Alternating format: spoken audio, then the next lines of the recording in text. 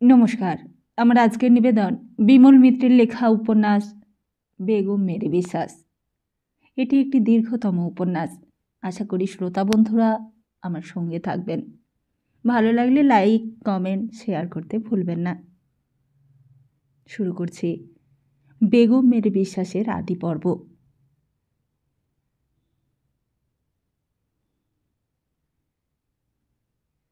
প্রথমে বন্দনা করি দেব গণপতি, তারপরে বন্দিলাম মাতা বসুমতী। পূবেতে বন্দনা করি পূবের দিবাকর, পশ্চিমেতে বন্দিলাম 5 পয়ংবর। উত্তরেতে হিমালয় বন্দনা করিয়া, দক্ষিণেতে বন্দিলাম সিন্ধু দরিয়া। সর্বশেষে বন্দিলাম ফিরিঙ্গি কোম্পানি। কলিযুগে তরাইল পাপি তাপি প্রাণী। দেওয়ান গেল, ফৌজদার গেল, গেল সুবাদার, কোম্পানির সাহেব আইল কলির অবতার। ধর্ম কর্ম ইষ্টমন্ত্র হইল রসাতল। হরি হরি বল রে ভাই, হরি হরি বল। এইখানেই শেষ নয়, আরও আছে। কোনো কালে কোনো এক নগণ্য গ্রাম্য কবি ছড়া লিখতে গিয়ে সকলকে বন্দনা করে নিজের খ্যাতি অক্ষয় করতে চেয়েছিল। সবটা পাওয়া যায় না, ছেঁড়া খোড়া তুলোট কাগজ, গোটা গোটা ভূষকালিতে লেখা অক্ষর।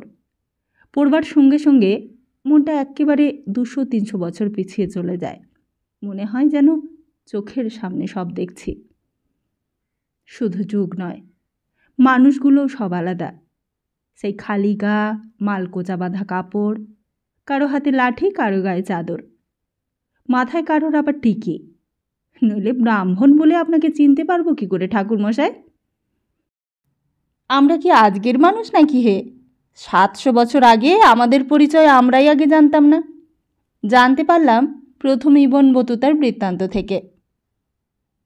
খোরসানবাসীরা এই বাংলাদেশকে বলতো দুজাখস্তপুর ই নিয়ামত, মানে সুখের নরক। এমন সুখের নরক নাকি সেই যুগে আর ভূভারতে কোথাও ছিল না। চূড়ান্ত সস্তা গন্ডার দেশ। যত ইচ্ছে খাও দাও, ফুর্তি করো, বেশি পয়সা খরচ নেই।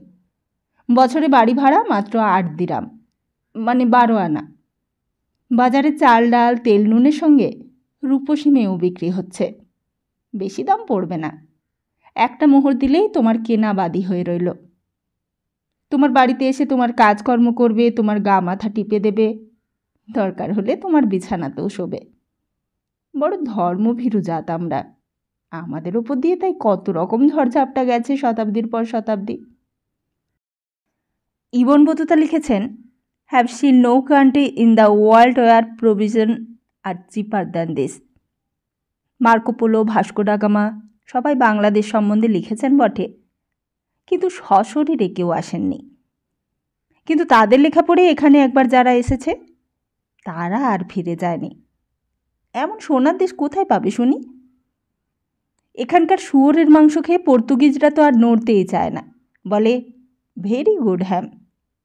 এখানকার তাঁতিদের হাতে বোনা কাপড় দেখে বলে, আহ, ভেরি ফাইন ক্লথ।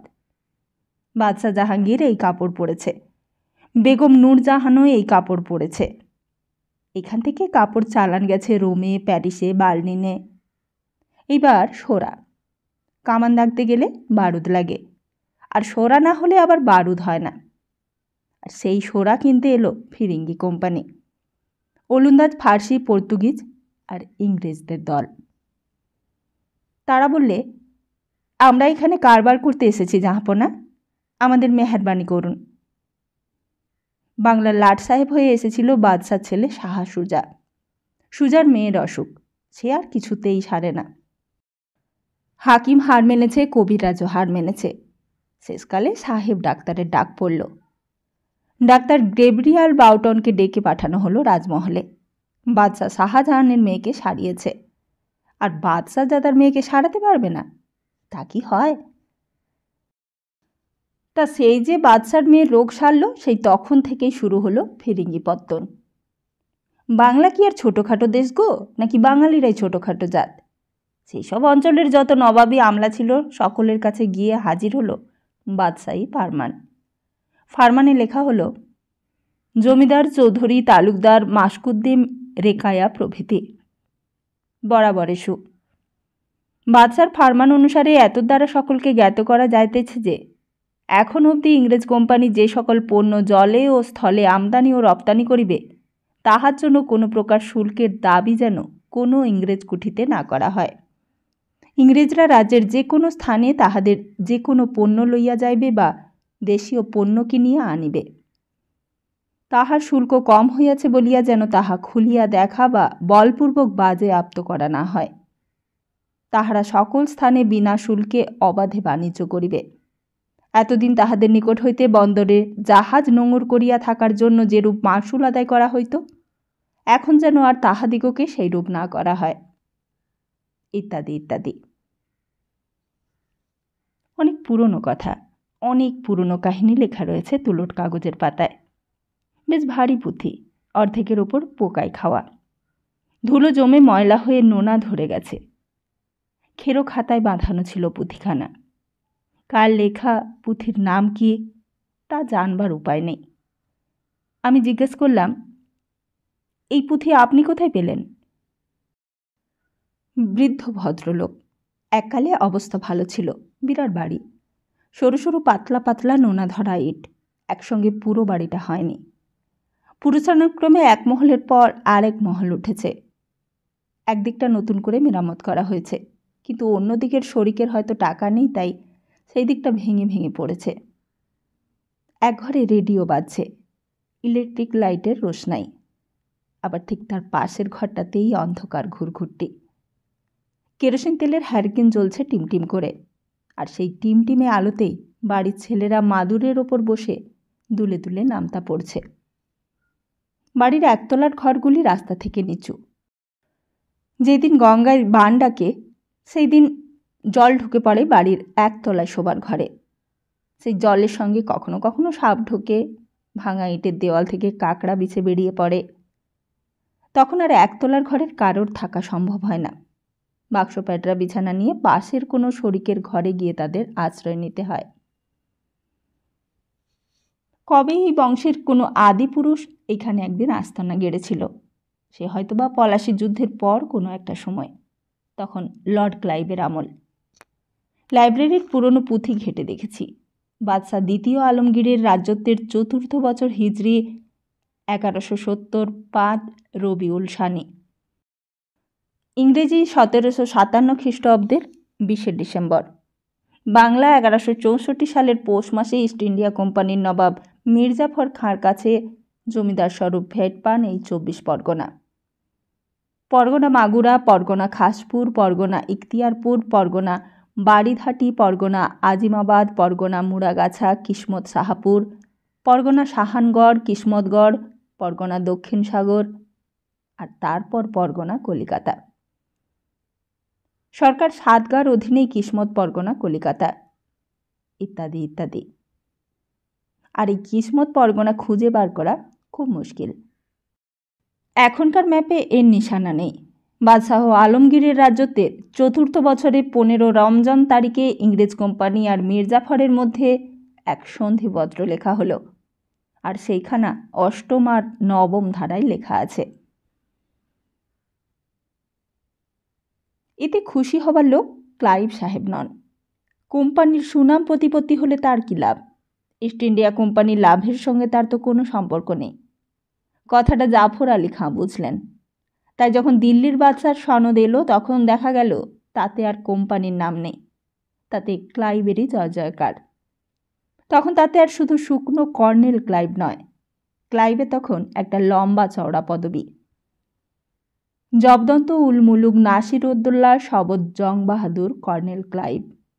তিনি তখন দিল্লির বাদশার সনদ পেয়ে ২৪ পরগনার জায়গিরদার জবদস্ত উলমুল নাসিরউদ্দৌলা শবত জং বাহাদুর কর্নেল ক্লাইভ হয়ে গেছেন। ভদ্রলোক বললেন, ওইসব হিস্ট্রির কচকচি আমি শুনতে চাই না মশাই। আমরা চাল ডাল মাছ তরকারির ব্যবস্থা করতে করতেই নাজেহাল। জিনিসপত্রের যা দাম বাড়ছে তাতেই আমরা মরে আছি। ওসব পড়বার, ভাববার, শোনবার সময় কোথায় পাই বলুন? তারপর বললেন, তা পুঁথিটার মধ্যে কি পেলেন আপনি? বললাম, একটা অমূল্য জিনিস পেলাম এর মধ্যে, যা এখনো পর্যন্ত কোনো ইতিহাসে পায়নি। কীরকম? বললাম, পেলাম বেগম মেরি বিশ্বাসের নাম। তিনি কে? বললাম, এতদিন এই 200 বছর ধরে আপনার বাড়িতে এই পুঁথিটা রয়েছে, আর একবারও এটা পড়েও দেখেননি? দেখলেই জানতে পারতেন বেগম মেরি বিশ্বাসকে।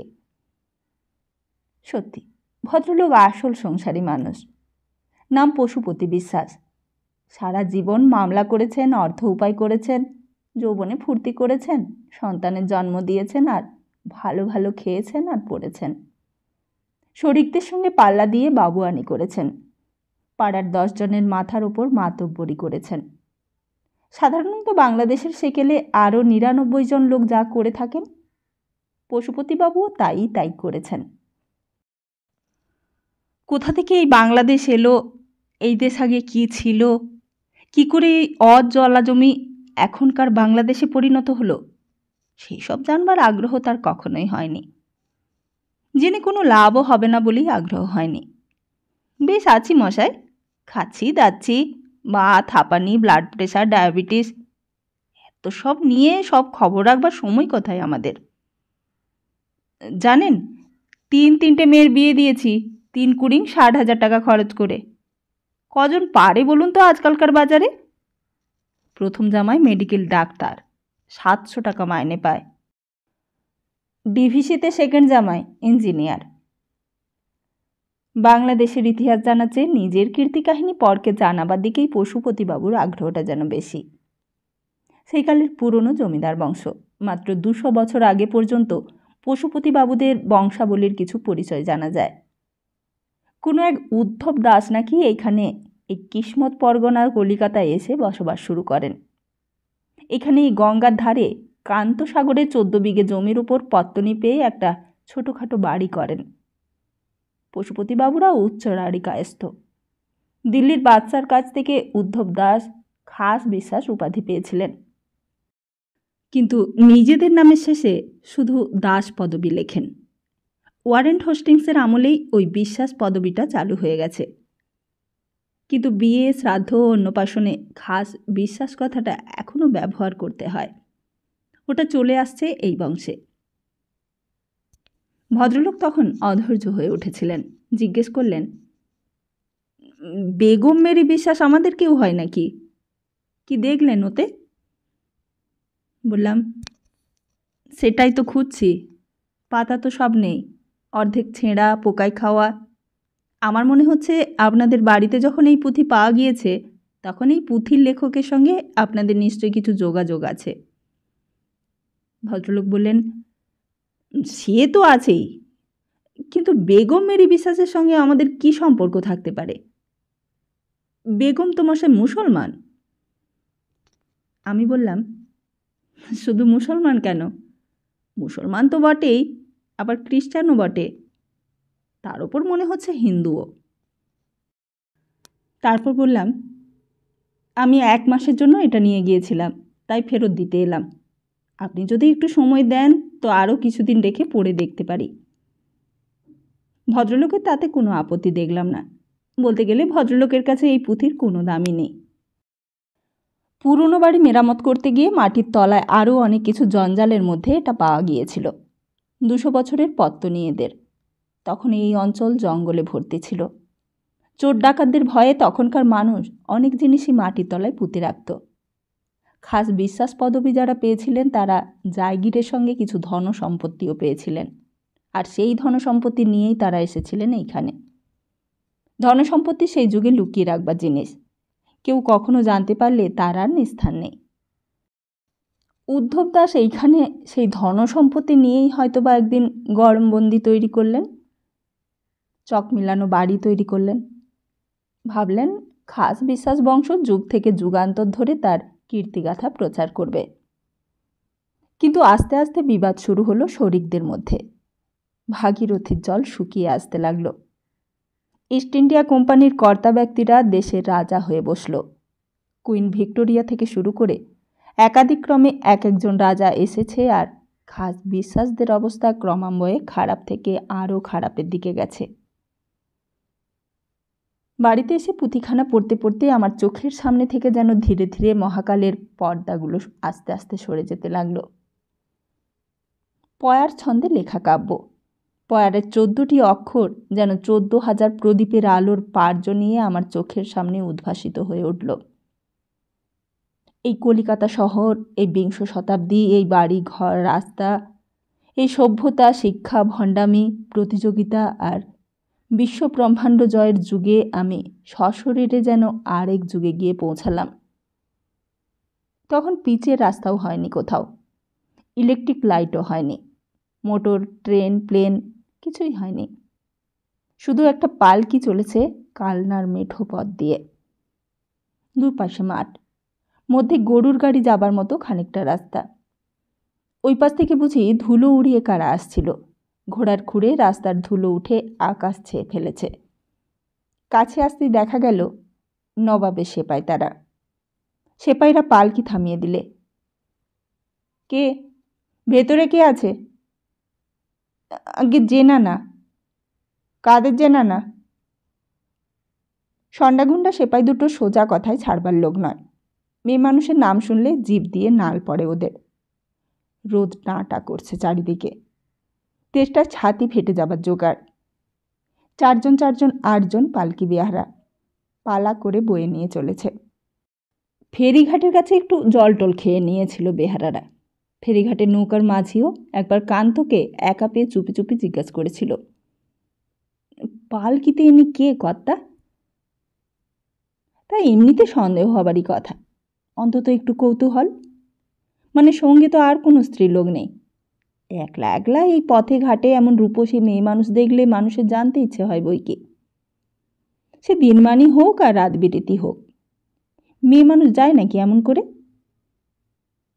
কান্ত জবাব দিয়েছিল, আমাদের হাতিয়ারগড়ের রানী বেবি। কথাটা শুনে বুড়ো মাঝির কোথায় কৌতূহল নিবৃত্ত হবে তা নয়, চোখ দুটো যেন আরও বড় বড় হয়ে গেল। হাতিয়ারগড়ের জমিদার গিন্নির তো পালকিতে যাবার কথা নয়, গেলে নৌকোতে যাবেন। জমিদারদের নিজেদেরই তো বজরা নৌকো আছে। এই ফেরিঘাটে কতবার বাবুর বজরা বাঁধা হয়েছে। আপনারা? কান্ত বললে, আমরা নবাব সরকারের লোক। কথাটা শুনেই বুড়ো মাঝি গম্ভীর হয়ে গিয়েছিল। লম্বা একটা সেলাম করেছিল সসম্ভ্রমে। সম্ভ্রমেও বটে, আবার ভয়েও বটে। মুর্শিদাবাদে নিজামত নবাব সরকারের কথা শুনলে কার না ভয় হয়। ভয়েই বোধ হয় আর কোনো কথা বলেনি বুড়ো মাঝিটা। ঘন ঘন সেলাম করেছিল। দুটো সেপাই সঙ্গে ছিল, আর ছিল 8 জন পালকি বেয়ারা, আর কান্ত নিজে। এইসব এত লোকের বহর দেখেই মাঝিটা সন্দেহ হয়েছিল, কিন্তু কথাটা শোনবার পর আর বাক্য ব্যয় করেনি। পালকি শুদ্ধ নদী পার করে দিয়ে আর একটা লম্বা সেলাম করেছিল কান্তকে। তারপর আর কিছু ঘটেনি। এত দূর আসার পর আবার সেই সেপাই। কাদের জেনা না? পালকির ভেতর যে গুটিসুটি মেরে চুপ করে বসেছিল, কথাটা বুঝি তার কানেও গেল। মাথার ঘোমটাটা সে একটু নামিয়ে দিলে। একলা একলা চুপ করে বসে থাকতে পা ব্যথা হয়ে গিয়েছিল। এতক্ষণ বাইরে থেকে কেবল পালকি বেহারাদের হুসহাস শব্দ ছাড়া আর কিছুই ছিল না। শোনা গেল সঙ্গের লোকটা বলছে, আমাদের হাতিয়ারগড়ের রানী বিবি। কোথায় যাবে? মুর্শিদাবাদ, চেহেল সুতুন। পাঞ্জা? বাইরের আর কোনো কথা শোনা গেল না ভেতর থেকে। হাতিয়ারগড়ের জমিদার গিন্নি উদ্গ্রীব হয়ে কান পেতে রইল। কেউ আর কিছু বললে না। সেপাই দুটো বোধ হয় পাঞ্জা দেখে খুশি। কেউ আর পালকির দরজা খুলে পরীক্ষা করতেও চাইলে না। তারপর কেবল বেহারাদের হুসহাস শব্দ। সারা শরীরটা দুলছে সেই সকাল থেকে। নদীতে যতক্ষণ ছিল ততক্ষণ বেশি কষ্ট হয়নি। নৌকোর ঘরের মধ্যে একা একা কেটেছে। ওরা বাইরেই ছিল, বাইরেই ওরা খেয়েছে, বাইরেই ঘুমিয়েছে, আর সেপাই দুটো পাহারা দিয়েছে কেবল বসে বসে। হঠাৎই দরজাটা ফাঁক হয়ে গেল। সেই লোকটা সসম্ভ্রমে মুখ বাড়িয়ে বললে, এখানে আপনাকে নামতে হবে রানী বিবি, আমরা কাটোয়ায় পৌঁছে গেছি। সেকালের কাটোয়া কেমন জায়গা পুঁথির মধ্যে তার বেশ বর্ণনা আছে। চারিদিকে মাঠ, মাঠের মধ্যে একটা জায়গায় এসে কয়েকটা বটগাছ চারিদিকটা বেশ ছায়াচ্ছন্ন করে রেখেছে। দু একটা আটচালা, একটা শিব মন্দিরও ছিল। ভাঙাচোরা অবস্থা তার। আর ঠিক তার পাশেই একটা বাড়ি, পোড়া ইটের পাকা বাড়ি, আর তার পাশেই গঙ্গা। এককালে এখানে বর্গিরা এসে হাঙ্গামা বাঁধিয়েছিল, লুটপাট করে সব শ্মশান করে দিয়ে গিয়েছিল। সেই কয়েক বছর আগেকার কথা। এখন কাছাকাছি গ্রামের কোনো চিহ্ন নেই। গ্রামের লোক সেই সময় এই গ্রাম ছেড়ে পালিয়ে গিয়েছিল, আর আসেনি। কয়েকটা বাড়িতে আগুন লাগিয়ে দিয়েছিল বর্গিরা। ক্ষেতের ফসল কেটে নিয়ে গিয়েছিল। গরু ছাগল কিছু নিতে বাকি রাখেনি। সেই সব একদিন গিয়েছে। কান্তর মনে আছে সেই সব দিনের কথা। সে ছিল বড় চাত্রা। খুব ছোট তখন সে। ভালো করে মনে পড়ে না সব কথা। এক একদিন রাত্রে হৈ হৈ করে গাঁময় চিৎকার উঠত। বর্গি এলো, বর্গি এলো, এই বলে রব উঠত। দিদিমা ঘুম ভাঙিয়ে দিত, বলতো, কান্ত ওঠ। বর্ষার রাত। নাজিরদের ডোবাটা পাশ থেকে ঝিঁঝি পোকার ডাক আসত অনবরত। গোলপাতার চালের বাতায় দিদিমা বড় বড় কাঁঠাল ঝুলিয়ে রাখত। যে কাঁঠাল পাকেনি সেই কাঁঠাল বাতি হলেই গোপালকে দিয়ে দিদিমা গাছ থেকে পাড়িয়ে রাখত। তারপর চালের বাতায় দড়ির শিকেই ঝুলিয়ে রাখত, আর সেই কাঁঠাল থেকে 2-3 দিন বাদই গন্ধ বেরোতো। পেকে ভুর ভুর করত গন্ধ। গন্ধ পেয়ে হলদে হলদে বলতা এসে জুটত কোত্থেকে। তখন কান্ত অনেক ছোট, অত দূরে হাতই পৌঁছত না। একটা কচা লাঠি দিয়ে কাঁঠালটার গায়ে লাগাতেই তার মধ্যে লাঠিটা ঢুকে যেত। তখন কাঁঠালটা পেকে একেবারে ভুসভুসে হয়ে গেছে। দিদিমা দেখতে পেয়ে বলতো, কে রে, কাঁঠালটা কে খোঁচালে রে? তুই বুঝি? তা শুধু কি কাঁঠাল, আম গাছও ছিল কান্তদের। অত আম কে খাবে তখন? খাবার মধ্যে শুধু তো কেবল দিদিমা আর সে। তক্তপোষের তলায় পাকা আমগুলো আম পাতার উপর সাজিয়ে সাজিয়ে রাখত দিদিমা। রোজ রোজ বেছে বেছে পাকা আমগুলো দিয়ে জল খাবার হতো নাতির। আর সেই পেট ভরা আম খেয়ে দোয়াত কালি কলম তালপাতা নিয়ে পাঠশালায় যেত কান্ত। স্বরে অ স্বরে আ দিয়ে বাংলা হাতের লেখা মক্স করতে হতো। কাঁধে আঁকড়ি ক, মুখে বাড়ি খ। কিন্তু সেইবার সত্যি সত্যি রাত দুপুরে বর্গিরা এলো। নাজিরদের বাড়ির দিকে সকলে দৌড়চ্ছিল। দিদিমা বুড়ো মানুষ, বেশি জোরে হাঁটতে পারে না। চৌধুরীবাবুদের বুড়ো কর্তা বাতের ব্যথায় পঙ্গু হয়ে পড়েছিলেন বিছানায়। তিনি আর দৌড়তে পারলেন না, ধপাস করে মাটিতে পড়ে মরে গেলেন। চৌধুরী বাড়ির নবও পেছনে ছিল। শ্বশুরকে পড়ে যেতে দেখে নবও থেমে গেল। শাশুড়ি তখন এক নাতির হাত ধরে আরেক নাতিকে কোলে নিয়ে দৌড়চ্ছে। কর্তাকে পড়ে যেতে দেখে শাশুড়ি গিন্নি বললে, উনি থাকুন নবৌমা, তুমি চলো, পোয়াতি মানুষ তুমি, তুমি আগে নিজের পেরান সামলাও। বুড়ো কর্তা সেইখানেই পড়ে রইলেন। চৌধুরী বাড়ির বড় কর্তা, মেজকর্তা, সেজকর্তা, নকর্তা তখন বাড়ির বড় বড় লোহার সিন্দুকগুলো ধরে ধরে সেই ডোবা পুকুরের মধ্যে ডুবোচ্ছে। চৌধুরীবাবুদের অবস্থা ভালো। রূপোর থালা বাসন ছিল, সোনার বাট ছিল, সমস্ত সেই রাত্রিরে পুকুরের পাঁকের মধ্যে পুঁতে ফেললে। তারপর লাঠি সরকি নিয়ে মাথার উপর ঘোরাতে ঘোরাতে 4 ভাই বেরিয়ে পড়ল। আর শুধু কি চৌধুরীরা, বড় চাদরার যত লোক ছিল সব পালিয়ে বাঁচত বাড়িঘর ছেড়ে। চাল ডাল নুন তেল ফেলে রেখে শুধু প্রাণ বাঁচাবার তাগিদে গ্রামকে গ্রাম উজাড় হয়ে যেত। কোথায় যেত তার কোনো ঠিক নেই। নাজিরদের বাড়িটার একতলার মাটির নিচেও ঘর ছিল। নাজিরা সেইখানে লুকিয়ে থাকত। দিদিমা বলতো, তুই যেইবার হলি সেইবারও বর্গিয়েই ছিল। তোকে কোলে নিয়ে তোর মা আর আমি নাজিরদের বাড়ির তলায় গিয়ে লুকোলুম। খুব ছোটবেলায় দিদিমার কাছে এইসব গল্প শুনত। আর শুধু দিদিমা কেন, সেই গল্প বড় চাতরার সবাই জানত। ওই পাঠশালার পশ্চিম দিকের কালাচাঁদের মাঠ পেরিয়ে যেখানে বিরাট একটা ঝাঁকড়া মাথা বটগাছ হাহা করে আকাশের দিকে হাত তুলে বৈশাখ জ্যৈষ্ঠী মাসের বিকেলবেলার দিকে তুমুল কাণ্ড করে বসে, তারও ওই পাশে রাজবিবির মসজিদ ছিল। আর সেই রাজবিবির মসজিদ ছাড়ালেই সরকারি সড়ক।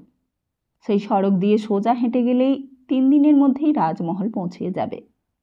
নাজিরবাবুদের সর্দার পাইক দফাদার ওই সরকারি সড়ক দিয়ে ঘোড়া ছুটিয়ে আসত।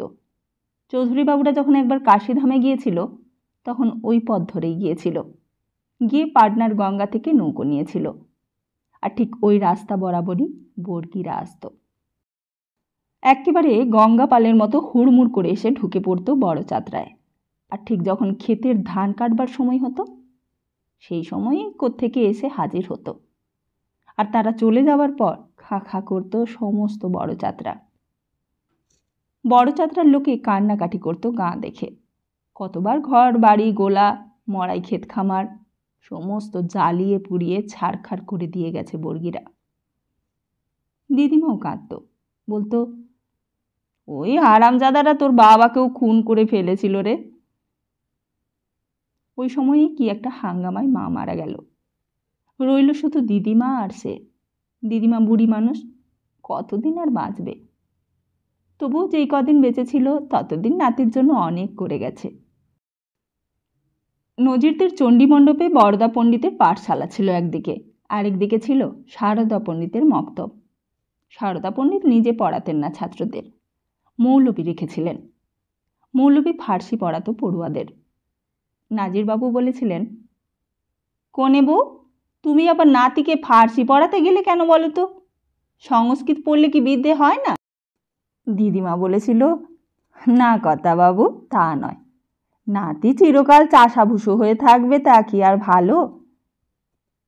তা ফার্সি শিখে তোমার নাতি নবাব সরকারের নায়েব নাজিম হবে নাকি? দিদিমা বলেছিল, নায়েব নাজিম না হোক, নায়েব নাজিমের খেদমতগার তো হতে পারবে। ফার্সিটা শিখলে তবু সরকারি চাকরি অন্তত একটা পাবে। তা নবাব সরকারের চাকরিতে আর সেই গুড় ছিল না তখন। নবাব আলীবর্দী খান নিজেই নবাব সরকারের চাকরিতে ঢুকেছিল বলে নবাব হতে পেরেছিল মুর্শিদাবাদের। ওই মহারাজ রাজবল্লভ পেশকার হয়ে ঢুকে মহারাজ। ওই রামনারায়ণ জানকীরামের কাছে সরকারি চাকরি করেছিল বলেই পাটনার দেওয়ানি পেয়ে গিয়েছিল। দিদিমার আশা ছিল অনেক। আশা ছিল নিজের জামায় তার যে আশা মেটাতে পারেনি বাপ মা মরা নাতি তাই পারবে। কিন্তু দিদিমা যদি জানতো যে শেষকালে তারই নাতি কিনা চাকরি নেবে ইস্ট ইন্ডিয়া কোম্পানির দপ্তরে। কিন্তু সে কথা এখন থাক। কাটোয়ার কাছে আসতেই পালকি বেয়ারারা থেমে গেছে। সেই সকালবেলা খেয়া পার হয়ে বেয়ারারা ছুটতে শুরু করেছে দুটো চিড়ে মুরগি মুখে দিয়ে। তারপর আর বিরাম নেই। নিজামত সরকারের তলব পেয়ে কাটোয়ার কোতোয়াল সব ব্যবস্থাই করে রেখেছিল। পালকিটা পৌঁছতেই ফৌজি সেপাই দুটো সামনে এসে খাড়া হলো। কান্তও তৈরি ছিল, পাশেই পাকা বাড়িটা। কোতোয়ালের লোক সামনেই হাজির ছিল। কান্ত এগিয়ে গিয়ে জিজ্ঞেস করলে, ঘর সাফ হয়েছে? কোতোয়ালের লোক কান্তকে সেলাম করে বললে, হ্যাঁ হুজুর। রান্নাবান্নার কি ব্যবস্থা? সব তৈরি হচ্ছে হুজুর। 12 জনের রান্নার হুকুম দিয়েছেন কোতোয়াল। রান্না কারা করছে, হিন্দু না মুসলমান? গে হুজুর, মুসলমান। কান্ত একটু অবাক হয়ে গেল। জিজ্ঞেস করলে, কেন মুসলমান কেন? হাতিয়ারগড়ের রানী তো হিন্দু বিবি, মুসলমানের হাতের রান্না খাবেন কেন? হিন্দু রসুইয়ের বন্দোবস্ত হয়নি? তা তো জানি নে হুজুর। কান্ত বললে, ঠিক আছে, জিকে ডেকে দাও, রানী বিবিকে নিয়ে ভেতরে যাক, তারপরে আমি কোতোয়াল সাহেবের সঙ্গে কথা বলছি। ঝি নয়, বোরখা পরা বাদী বেরিয়ে এলো রানী বিবিকে নামিয়ে নিয়ে যেতে। পালকির দরজা ফাঁক হতেই কান্ত দেখলে সলমা চুমকির ওড়না দিয়ে রানী বিবির মাথায় একটা ঘোমটা দিয়েছিল। পালকি থেকে মাথা নিচু করে বেরোতে গিয়ে ঘোমটাটা খসে গেল মুখ থেকে। আর কান্ত এক পলকে দেখে ফেললে রানী বিবির মুখখানা। দুপুরের রোদে মুখখানা লাল হয়ে গেছে। ফর্সা রঙের ওপর লালচে আভা বেরোচ্ছে সারা মুখখানাতে। আর কপালে ঠিক মধ্যিখানে স্মৃতির ওপর জলজল করছে মেটে সিঁদুর। ফৌজি সেপাই দুটো সেই দিকেই চেয়ে দেখছিল। পালকি বেয়ারাও দেখছিল। সেই তাদের দিকে নজর পড়তেই কান্ত নিজেই যেন কেমন অপরাধী মনে করলে নিজেকে। তাড়াতাড়ি চোখ ফিরিয়ে নিয়ে মুখখানা খানিকক্ষণের জন্য অন্তত ভুলবার চেষ্টা করলে। সারা পুঁথিখানাতেই এমন সব বর্ণনা। ধুলো আর নোনা হাওয়ায় আর পোকার হাত থেকে পুঁথিখানাকে রক্ষা করা যায়নি। বাংলাদেশের জল হাওয়াতে মানুষই বলে তাড়াতাড়ি মরে যায়, তাই আবার তুলোর কাগজ। তুমি, আমি এবং আরও 5 জন যখন 200 বছর ধরে ইংরেজ রাজত্বে বাস করে সেকালের সব ইতিহাস ভুলে বসে আছি, তখন এমন একখানা পুঁথি কোথায় মাটির তলায় আমাদের চোখের আড়ালে লুকিয়ে পড়েছিল তার হিসেব রাখবার প্রয়োজন বোধ করিনি।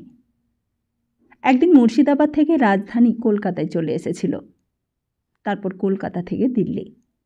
আর এই 200 বছরের শুধু যে যুগই বদলেছে তাই নয়, মানুষ বদলেছে, মানুষের মতিগতিও বদলেছে। আর মানুষই বা কেন, ভূগোলও বদলে গেছে। এখন যে গঙ্গা হিমালয় থেকে মুর্শিদাবাদ পর্যন্ত এসে এখানে পদ্মা নাম নিয়েছে, আসলে তা পদ্মায় নয়, আসলে তা ছিল সমুদ্র। সমুদ্র থেকে একদিন দ্বীপ জেগে উঠেছিল, নতুন জনপদ যেমন সৃষ্টি করেছে, নতুন নদীও তাতে সৃষ্টি হয়েছে। রামায়ণের যে গঙ্গা 7টা ধারায় বয়ে গিয়েছিল তার 3টে স্রোত পূব দিকে গিয়ে নাম নিয়েছিল আহ্লাদিনী, পাবনী আর নলিনী। আর পশ্চিম দিকে যেই 3টে ধারা বয়ে গিয়েছিল তার নাম শচক্ষু, সীতা আর সিন্ধু। বাকি স্রোতটা মাঝখান দিয়ে ভগীরথের পেছন পেছন সমুদ্রে গিয়ে পড়েছিল, আর এই স্রোতটার নামই গঙ্গা।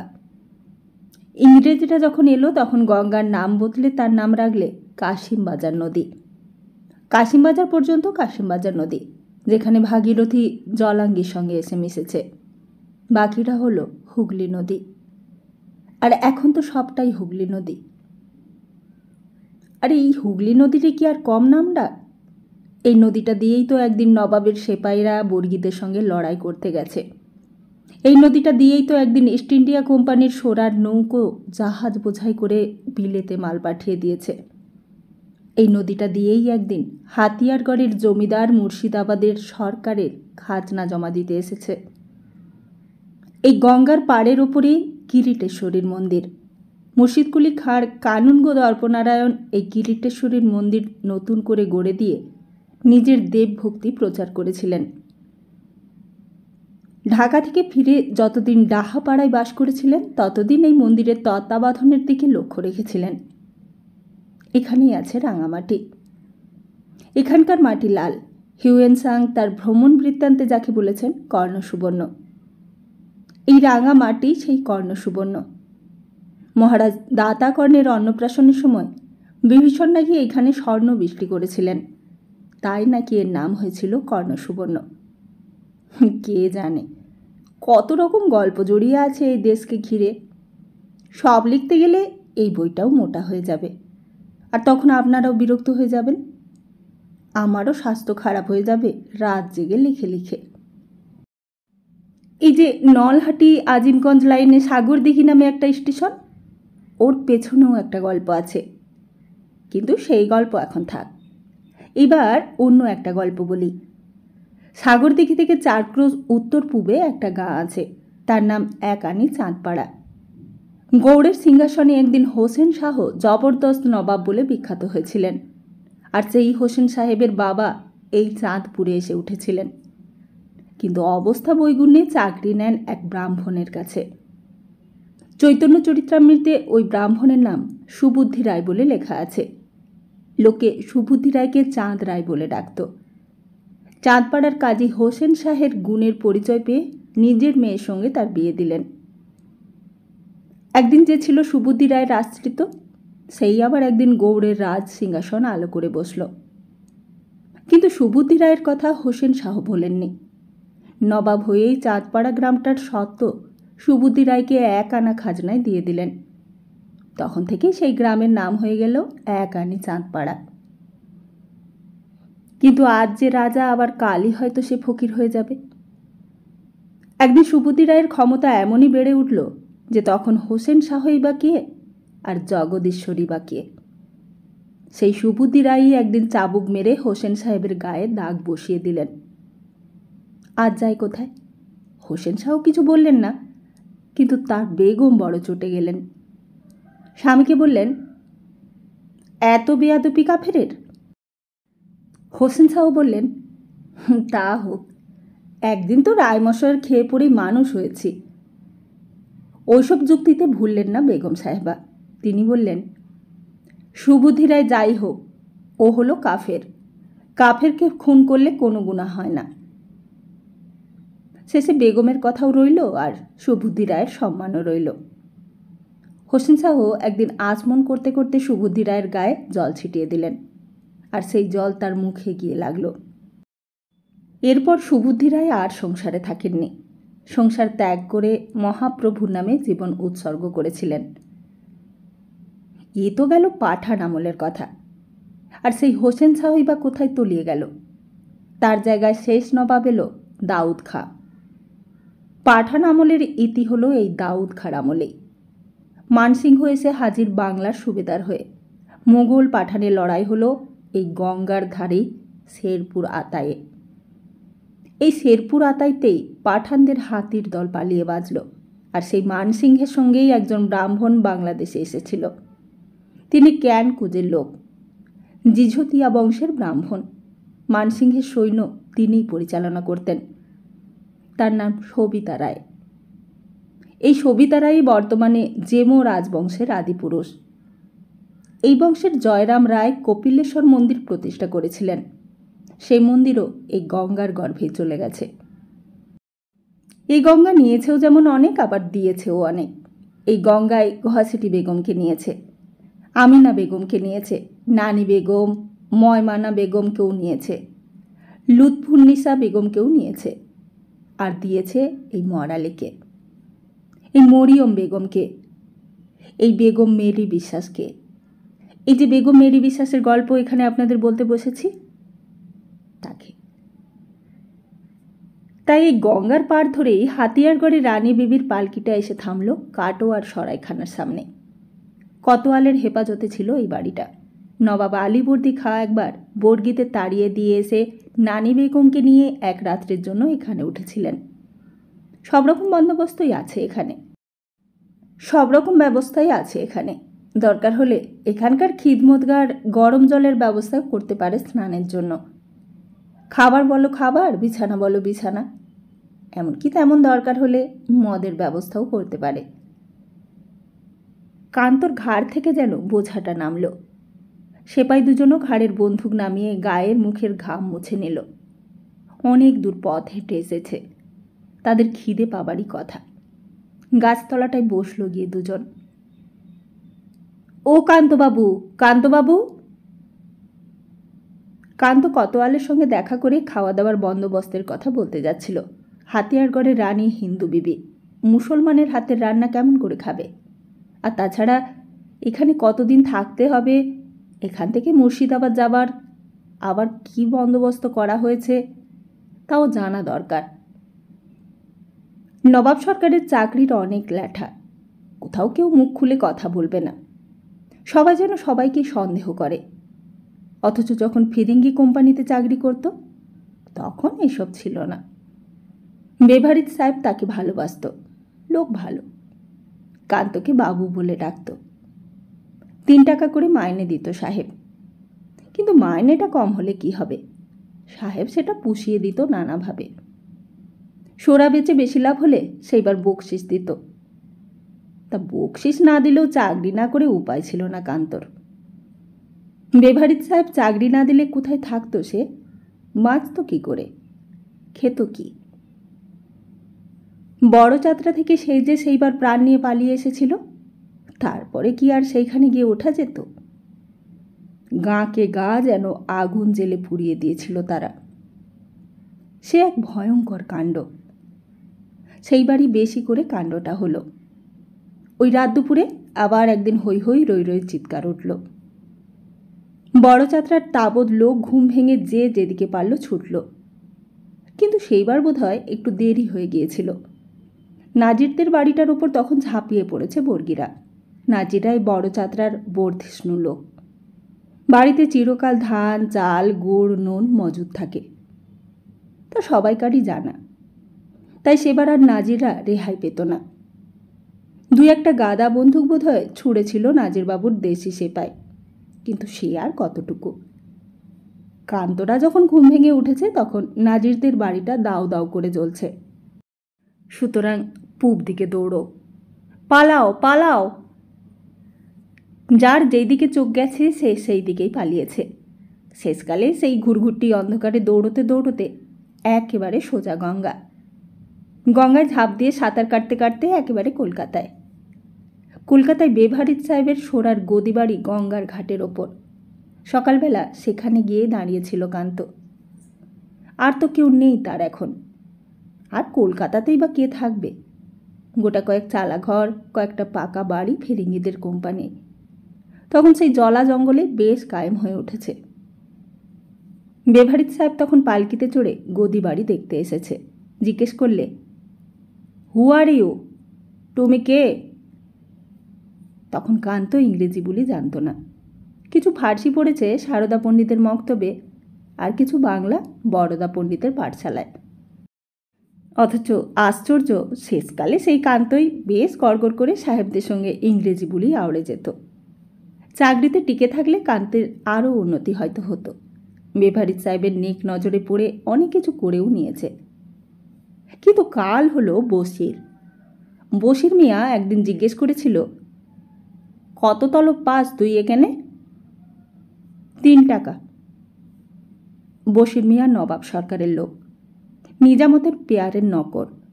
চুড়িদার পায়জামার ওপর চুনুট করা মলমলের পিরান পরে, কাঁধে আবার কলকার কাজ। বাহারে টেরি পাঞ্জর্দা কিমাম খেয়ে মুখ লাল করে থাকে সবসময়। তলবের অঙ্ক শুনে হো হো করে হেসে উঠল। বললে, দূর, নবাব নিজামতের খেদমতগার পর্যন্ত রোজ 3 টাকা করে আয় করে। কিসে আয় করে? রিশওয়াত, ঘুষ। তোর নকরিতে ঘুষ আছে? কান্ত বললে, না, শুধু বকশিস দেয় সাহেব। তাচ্ছিল্যের হাসি হেসে উঠল বশির। ঘুষ না হলে নকরি করে ফায়দা কি? আমি তো 3-3টে বিবি রেখেছি ওই ঘুষের জোরে। তলব তো পাই 10 টাকা। 10 টাকায় কি 3টে বিবি পোষা চলে? তুই বল না। 3 বিবির নকর নকরানি আছে। আর বিবিদের বায়ানাক্কা কি কম নাকি?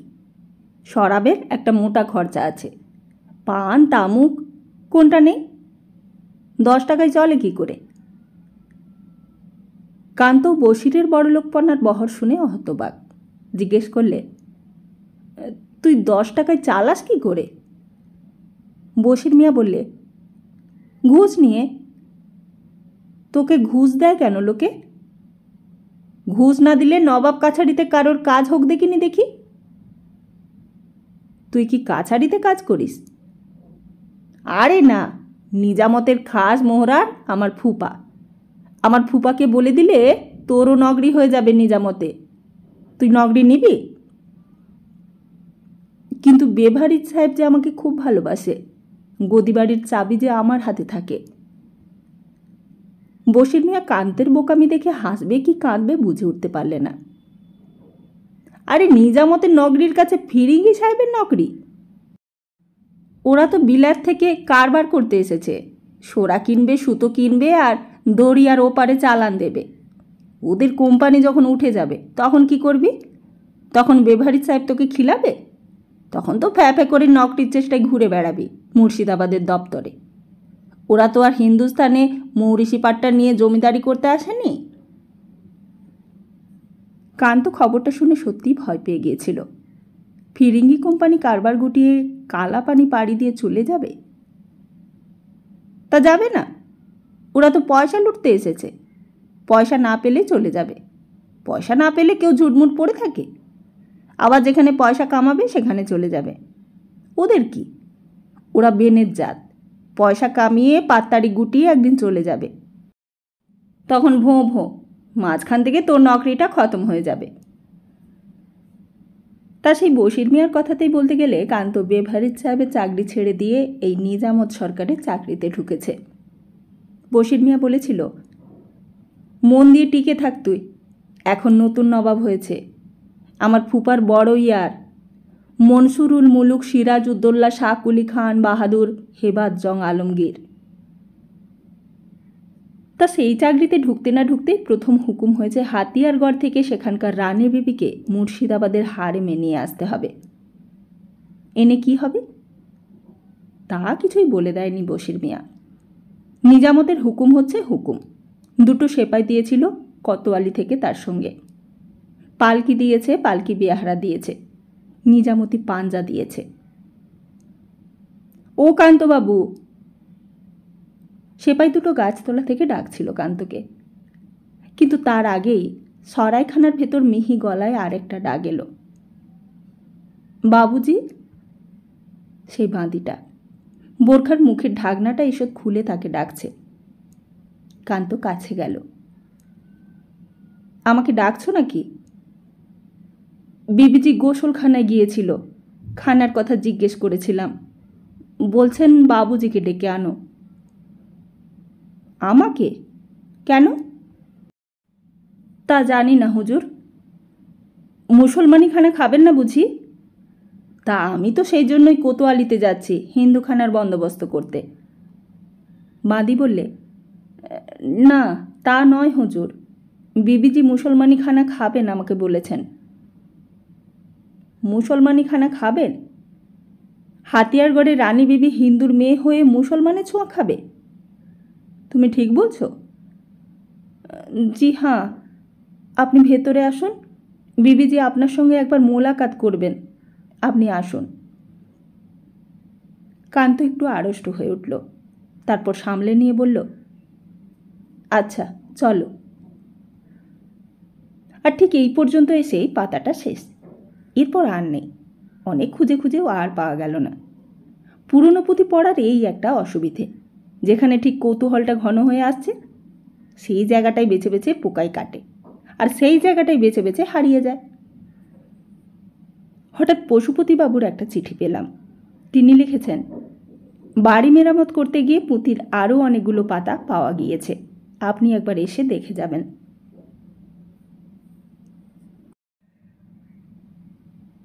খুব শীঘ্রই আসছি আদি পর্বের দ্বিতীয় পার্টটি নিয়ে। ততদিন ভালো থাকুন, সুস্থ থাকুন, আর সবাইকে ভালো রাখুন। নমস্কার।